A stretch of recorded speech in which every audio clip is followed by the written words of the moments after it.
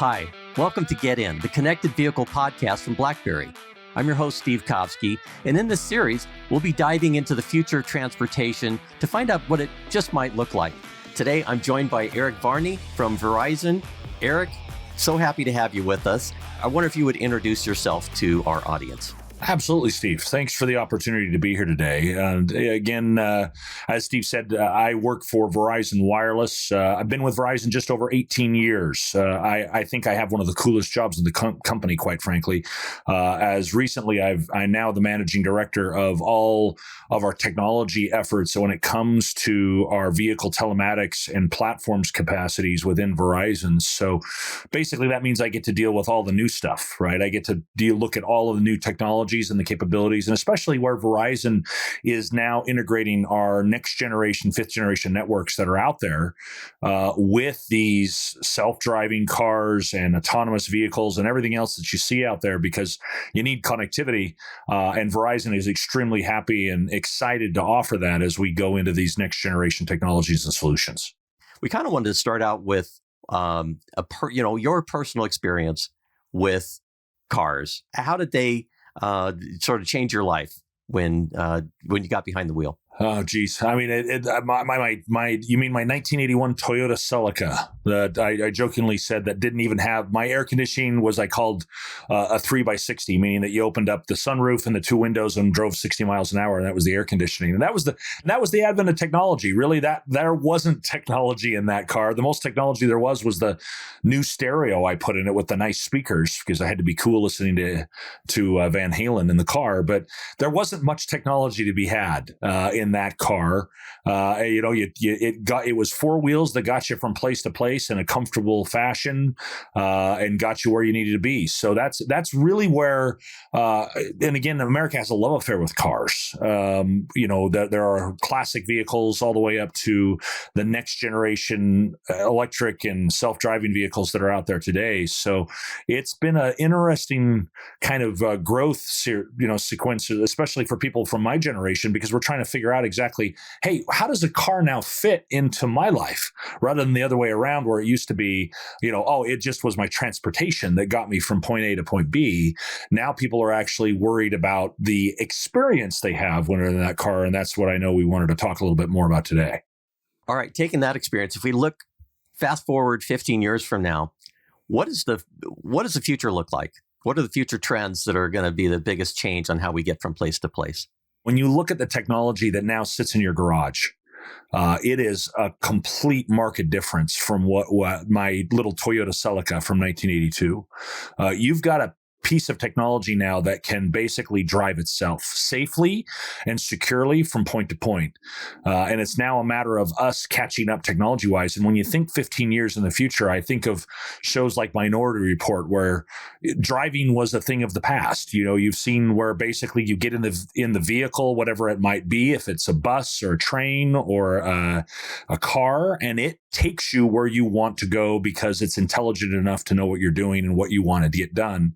And that's really where that future of transportation is going to be, not just for the convenience factor, but also the safety factor. We want to make sure that people get where they're supposed to go, that we get road deaths down to that acceptable level, if there are any deaths are acceptable, but really understanding what we can do and how we can go forward with technology and making it implemented into our lives and really giving us that real security and solutions that we're looking for down the road.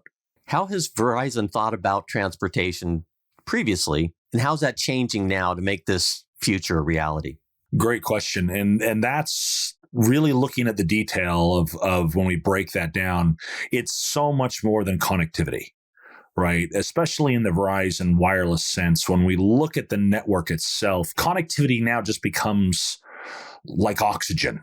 Right. I just need to have connectivity. A lot of people don't think into all of the other elemental pieces behind it that brings you so much power and capacity in connectivity as a whole, because it's not just getting your data, right? Everybody's used to, the great example I like to use is I watch television, right? I still remember trying to figure out how to set the VCR because I went and looked at a paper TV guide, heaven forbid, to know what I wanted to, if I wanted to record a show so I could watch it later on my VCR.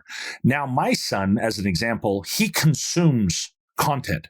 He's got Netflix, he's got Amazon, you've got all these different ways. He doesn't watch what's on TV. He decides what's on TV. And in that same sense, we now have to be able to deliver, when we're talking about Verizon as a whole, we have to be able to deliver content at the point of need and the point of demand. So there's so much more in the network itself that we're delivering. Not only that fifth generation network, as we talked about at the start, where we have these next generation solutions that can push gigabytes of traffic in milliseconds of time, but also being able to have a network that is flexible and capable enough to be able to ensure that it's delivering data.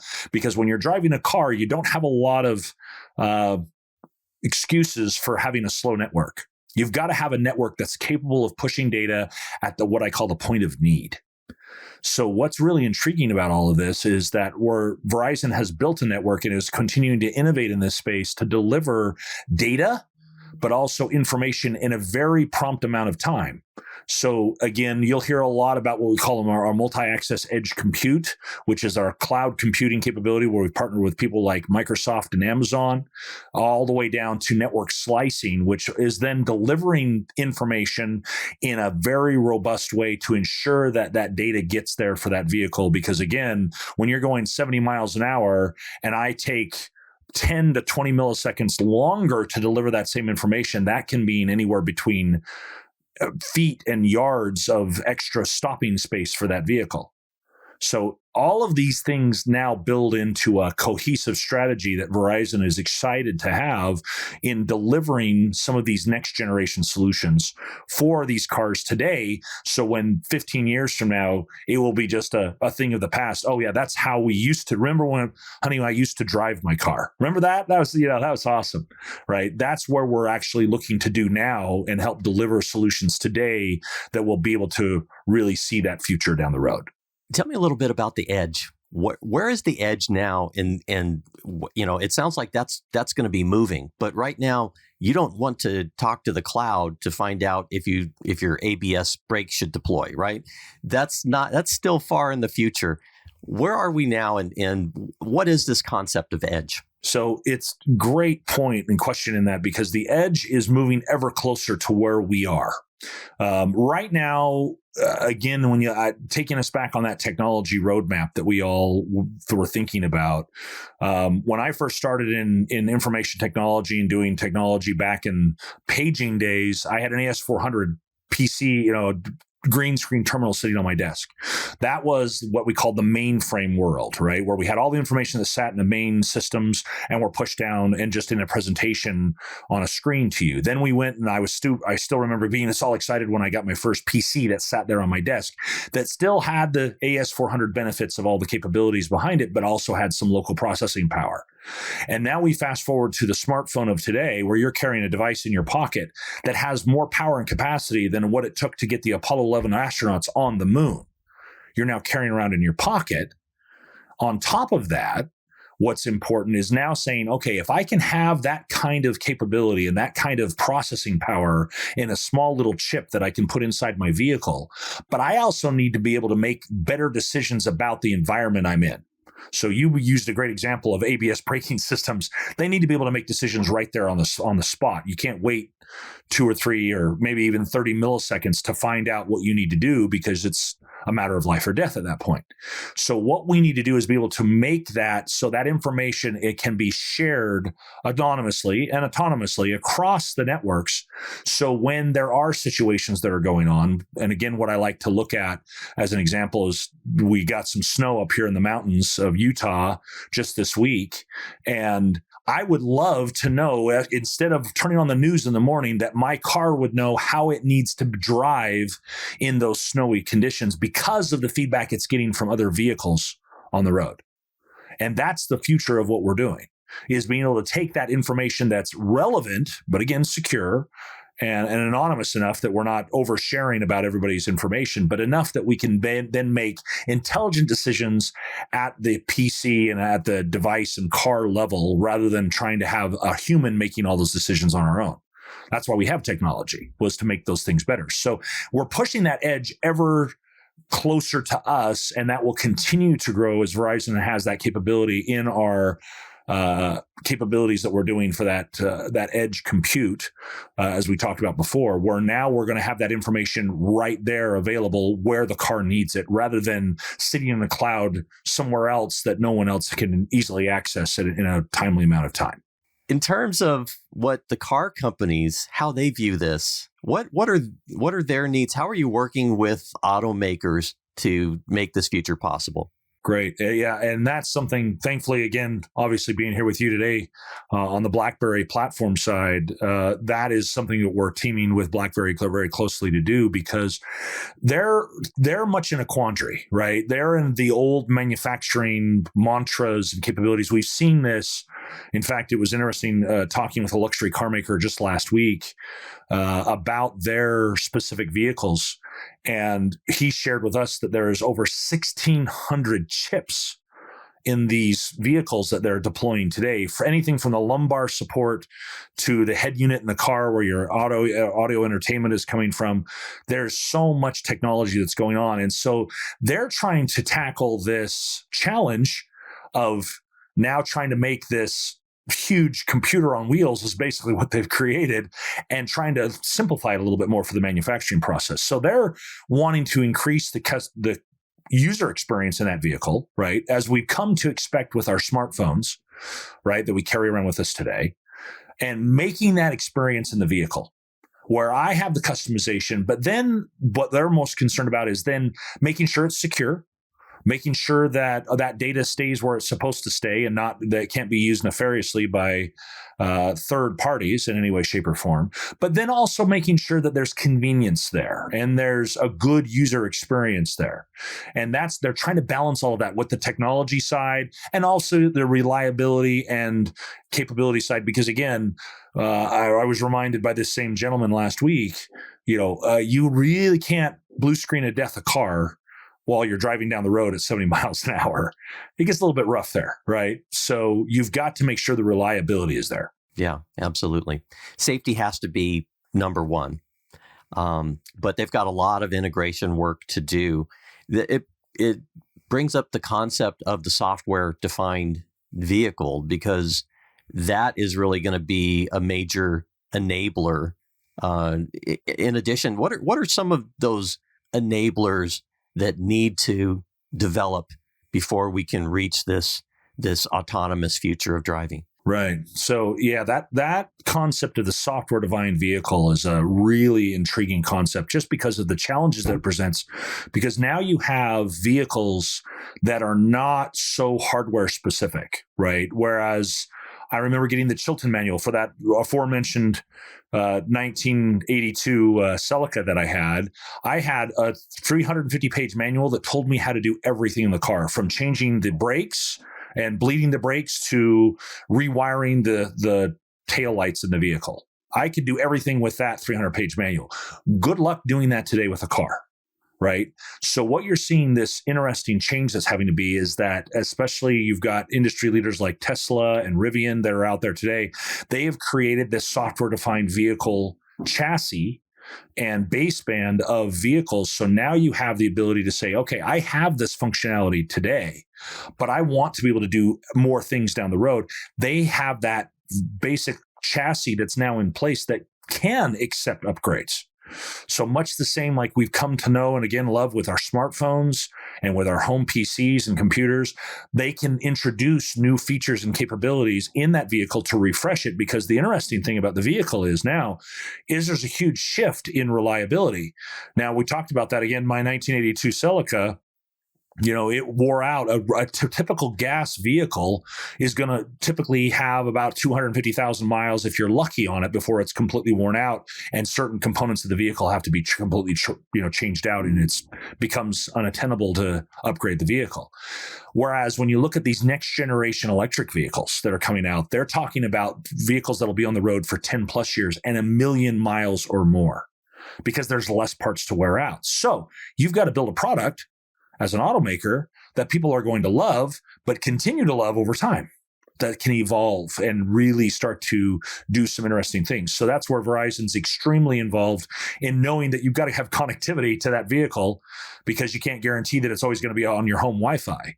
right? What if a critical upgrade for the braking system, as you talked about the ABS braking system earlier, comes out? You don't want to wait until you can get into a hotspot somewhere. You want to make sure when you've got critical updates like that you have reliable connectivity that's available to the vehicle.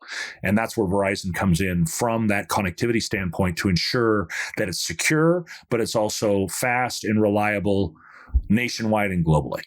What are some of the hurdles that we're facing? You mentioned hotspots. Obviously, having universal coverage is something that Verizon works really hard on.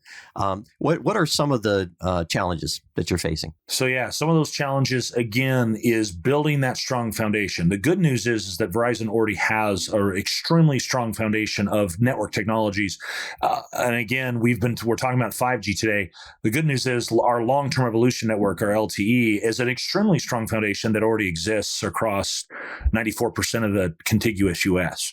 So we have that foundation in place, but what's happening is that the typical use case and scenarios of the everyday consumer is pushing that envelope of connectivity. It's always faster, better, stronger, right? Oh, I want more data. I want it now. I want to be able to see it when I want to see it. One of my running jokes is we get frustrated when we have more than two people ahead of us in the grocery store line to check out, right? While the advent of self-checkout lines, we've become increasingly impatient with just waiting for normal things to happen. So because of that, Verizon is trying to stay ahead of that from a connectivity standpoint. We're trying to make sure that when you want the data or when you need the data, when your vehicle or whatever else it is that you're utilizing needs to be updated, that there is a network that's available that's secure, but it's also fast enough to handle and robust enough to ensure that when you have 400 vehicles all parked in the same area at the same time, that you've got the network that has the capacity and the bandwidth both to be able to handle that usage that you may need, especially to make sure that the kids in the back seat are being able to watch their Disney Plus anytime they want, is just as important as making sure that your braking system, because you can't have them, keeping you busy trying to keep those kind of things. But yeah, that interesting mix between the benefits of technology versus the complexity of use, right? Which is something I love that example of just turning on your windshield wipers and making it so they run less. Used to be a little tiny switch on the right arm of the steering column, right? Now it's buried 3 levels deep. And the good thing is that's all software. So that can be easily modified, easily updated. And that's the neat thing that you're going to see with these next generation vehicles is that user experience is going to get better and better and better because we have immediate feedback now. Instead of, here's your car, this is exactly what you're going to get because this is the features that you bought at the store or at the dealership. Now we'll continue to evolve with the user, and the user experience will continue to increase and get better. But again, you got to have connectivity for that, right? You've got to make sure that those updates can be pushed when you want them, how you want them, instead of waiting until you can get home, to charge. Oh, then I've got my home broadband I can use, right? And some people don't want to wait to 3 or 4 days for them to get to where they can get connectivity. So that universal, ubiquitous connectivity is so critical that Verizon is playing an integral key role in making sure it happens. Right now, consumers don't care that much about the security of their vehicles because they don't recognize that there's a potential threat there. Perhaps that will come about. But in your conversations with automakers, and Verizon is very much a security company, it's in their DNA, just like with BlackBerry. How do you see this evolution of securing the car of the future? And that's a great question because it only takes once, right? That it only takes one time of some breach of customer information, and that trust is lost, and that trust is critical. And as you mentioned with BlackBerry, we're extremely excited from that security capabilities, not only making sure there's a very fine line in that same consumer that you mentioned of how much information they're willing to share, but how much of their information then is shared. And that's a little bit of a quandary there, because what you've got to do is people want to know, as we joked about earlier, the lumbar support. Am I going to be really that bothered that my wife's lumbar support gets put in the vehicle versus mine? Oh, I just have to hit a button and that does it. But are you going to be worried when all of your personal information about your driving habits actually shows up on a website? Yeah, you'd care. So that's where Verizon and BlackBerry have teamed up on a number of initiatives to ensure that data that you're generating on a daily basis is kept secure within the walls that you define. And the consumer defines. That's really, really important. But more importantly, that data stays where it's supposed to, right? When you have a software-defined vehicle, as we talked about earlier, there's a lot of information that's getting generated about you and about you, where you're going and what you're doing. That's not really anything you want to be shared unless you make it so, right? So that's where Verizon's taking some very bold steps forward in ensuring that we work with platform providers and security providers just like BlackBerry to ensure that data goes where it's supposed to go when you want it to go there, rather than when an advertiser wants to pay for it, right? And that's going to be very critical as you look forward into these next generation solutions to ensure that your information is kept within the bounds that you want set, not what some advertiser is wanting down the road. Well, it gives me confidence, Erik, to know that people like you are on the job, that you're thinking about that now, that you're putting in that infrastructure that we're going to need for the future. With everything that you've talked about, it's going to change the way the general public interacts with transportation. What do you think are going to be some of the biggest changes that are going to come from all of this, and how far-reaching is it going to be? That's a really interesting thought, Steve. When we look at public transportation, we look at transportation as a whole, again, it's something that gets us from point A to point B today. We see it as a necessary evil, that we do. And as we've looked at just the advents in the last 10 years, and to think about what's going to happen in the next 10, it's going to be much more where it becomes a consumable event, right? I remember when I first started traveling for business, I was printing MapQuest maps in reverse form on my printer because I learned a cool life hack that I could stick it up on my dash of my car, my rental car, and look in the reflection and see my driving directions to go where I needed to go. It's a heads-up display. Ahead it was my own paper heads-up display. Now I can get off the plane, and by the time I walk to the curb, my Uber or my Lyft car is there. And they're taking me to where I want to go. And it's somebody I've never met before, but I have trust in them because it's a platform that I have equal trust in, that they're a 5-star driver because I'm a 5-star passenger, that I'm going to have a good experience and going to get me to where I want to go. Think about that when autonomy is brought into the sequence, where, again, we're working with a number of providers where the next generation rental car, which is, I don't go to the rental car lot. I get off my plane, I hit a button, I click a button on my phone in the app, and I walk up to the curb and the car drives to me autonomously. I then take control of the vehicle and drive off. And it can, I can have a mix of autonomous driving or self-driving if I want. And then when I leave to drive home, I go back to the airport at the drop-off curb, get out of the vehicle, take out my luggage, and say, I'm done. And my rental closes and the car drives back to the rental car lot on its own to be fueled and cleaned for the next driver. So that's the future that's happening right now. Those are the technologies and ideas that we're working on as a company right now. So to think about where the next generation of solutions, from tunneling under our cities to move people quicker without traffic congestion, to drones and possible, vertical takeoff and landing type vehicles down the road as well. There's some really interesting things, but they all take data. And they're all going to take connectivity, and they're all going to take that time to make sure that they're interacting with each other safely and securely. So yeah, it gets really exciting to think about when I think about how I'm going to get off of on my next business trip in the next 10 to 15 years and what that experience will be. Is there anything else that we haven't touched on in this podcast that our audience really needs to know, something you really want to get out there to both consumers and automakers? No, I just say, as always, stay tuned, watch close.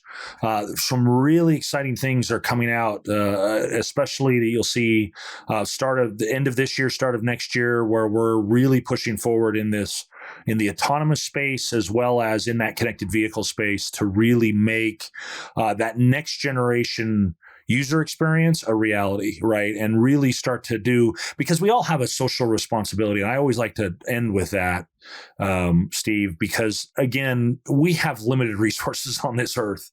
I want to be very careful about that. And Verizon has a very strong corporate governance around ensuring that what we're doing, we're delivering without harming the planet and not destroying this resource that we have that we're all upon. So that's something that's very important that I always want to talk about. Yes, technology is great. Yes, all these things are great. If we don't have a clean air to breathe and clean water to drink, who really cares if my car can drive myself, right? So there's a lot of social responsibility and sustainability that Verizon's paying extremely close attention to in this space, that we're making sure that as we deliver next generation solutions, that we're also delivering them in an eco-friendly way to ensure that we're not harming the environment while we're doing so. I'm so glad that you brought that up. And that is one of the trends that all of this work that you're doing, that BlackBerry and its other partners are doing, is helping fuel, if you will, this transition to electric vehicles, to cleaner ways to move ourselves around. And that's a great bonus that all of this inflection of technology is giving us.